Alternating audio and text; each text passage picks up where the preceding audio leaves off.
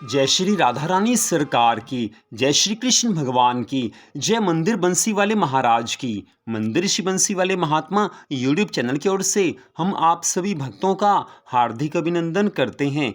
आज हम आपको वैशाख मास अमावस्या की संपूर्ण जानकारी देने जा रहे हैं।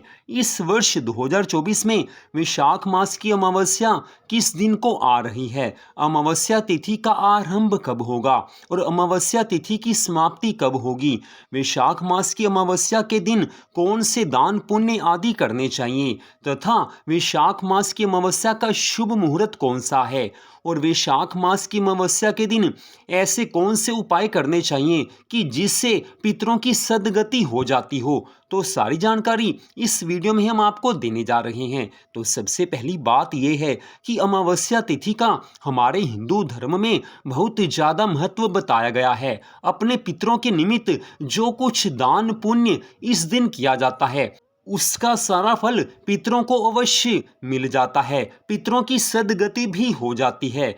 तो वैशाख मास की अमावस्या के बारे में हम आपको यहाँ पर बता दें कि इस वर्ष 2024 में वैशाख मास की अमावस्या 8 मई 2024 दिन बुधवार को है। अमावस्या तिथि का आरंभ 7 मई 2024 दिन मंगलवार को सुबह 11:41 पर हो जाएगा और अमावस्या तिथि की समाप्ति 8 मई 2024 दिन बुधवार को सुबह 8:52 पर हो जाएगी। उदया तिथि के अनुसार वैशाख मास की अमावस्या 8 मई 2024 दिन बुधवार को है। अमावस्या तिथि के संबंध में हमारे हिंदू धर्म ग्रंथों में स्पष्ट बताया गया है कि इस दिन पितरों का धरती पर वास होता है। पितरों के निमित्त हम जो कुछ दान पुण्य तर्पण आदि करते हैं उसका फल पितरों को अवश्य मिलता है और वैशाख मास की अमावस्या के दिन कुछ विशेष उपाय करने से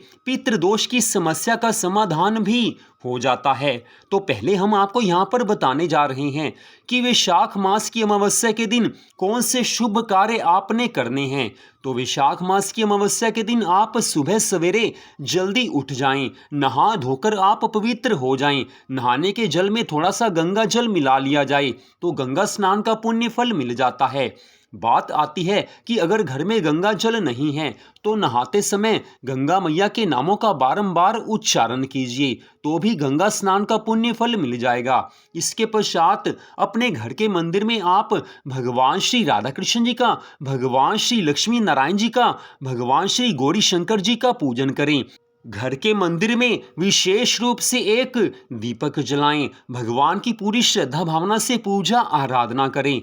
पूजा में धूप, दीप, फल इत्यादि का प्रयोग किया जाता है। विशेष रूप से आप ध्यान रखें कि इस दिन भगवान के मंगलमय नामों का जाप करने से और श्रीमद् भागवत महापुराण की कथा पढ़ने मात्र से भगवान की बड़ी ज़्यादा कृपा मिलती है। अगर किसी के पितर किसी कारणवश किसी नीच योनि में पड़े हों तो वहाँ से उनकी सद्गति हो जाती है, उन्हें स्वर्ग में स्थान मिल जाता है। इसलिए अमावस्या तिथि को व्यर्थ नहीं जाने देना चाहिए। वैशाख मास की अमावस्या के दिन आपने शुभ कार्य अवश्य करने ही करने हैं। पितरों के निमित्त जो कुछ दान पुण्य आप करते हैं उसका फल पितरों को अवश्य मिलता है। वैशाख मास की अमावस्या के दिन सायंकाल में पितरों के निमित्त आपने एक दीपक जलाना है। पितरों का वास दक्षिण दिशा में होता है। अपने घर की दक्षिण दिशा में आपने एक दीपक जलाना है। ये दीपक आप घर के बाहर भी जला सकते हैं, आप घर के अंदर भी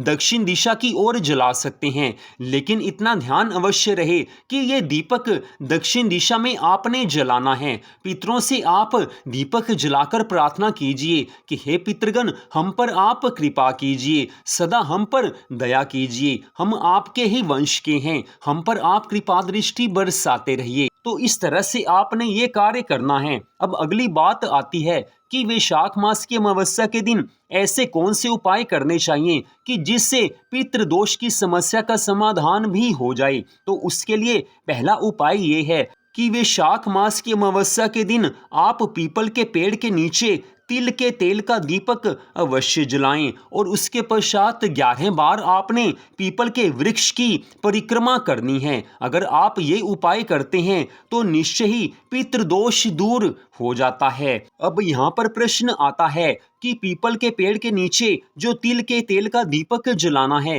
वो सुबह जलाएं या शाम को जलाएं। तो ये दीपक आपने सुबह ही जलाना है और मान लीजिए आप सुबह दीपक नहीं जला सके तो सायंकाल में अंधेरा होने से पहले आपने पीपल के पेड़ के नीचे ये दीपक जलाना है। कोशिश यही हो कि ये दीपक सुबह जलाया जाए, सायंकाल में जलाया जाए तो अंधेरा होने से पहले आपने दीपक जलाना है। अब दूसरा उपाय यहाँ पर बताया जाता है कि दक्षिण दिशा में पितरों का वास होता है, क्योंकि यमराज दक्षिण दिशा के स्वामी हैं और पितर भी यमराज की दिशा में ही वास करते हैं। तो वैशाख मास की अमावस्या के दिन दक्षिण दिशा में आप सरसों के तेल में एक मुट्ठी तिल भिगोकर रख दें। ये आप अपने घर के बाहर दक्षिण दिशा में जाकर रख दीजिए। तो इतना उपाय करने मात्र से पितर प्रसन्न हो जाएंगे, पितरों की सद्गति हो जाएगी और आपके पितृ दोष का निवारण भी हो जाएगा। तो इस उपाय को आप अवश्य कीजिए। वैसे भी अगर हम इन उपायों को करते हैं तो पितृगण प्रसन्न होते हैं और पितरों के आशीर्वाद से ही घर में सुख संपत्ति आनंद आते हैं। अब तीसरा उपाय ये बताया जाता है कि वैशाख मास की अमावस्या के दिन आपने श्री लक्ष्मी नारायण भगवान जी का पूरी श्रद्धा भावना से पूजन करना है।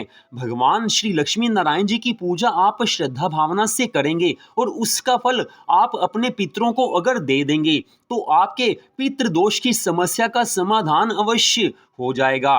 ये उपाय करने से भी पितृ दोष दूर होता है। तो वैशाख मास की अमावस्या के दिन ये सब कुछ आपने करना है।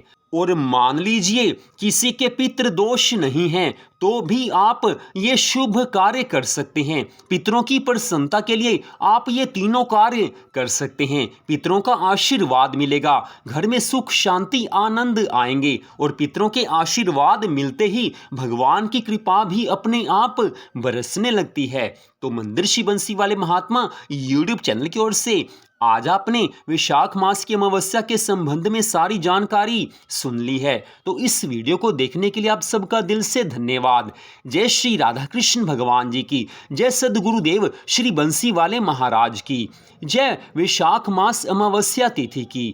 जय जय श्री राधे, जय जय श्री राधे, जय जय श्री राधे श्याम।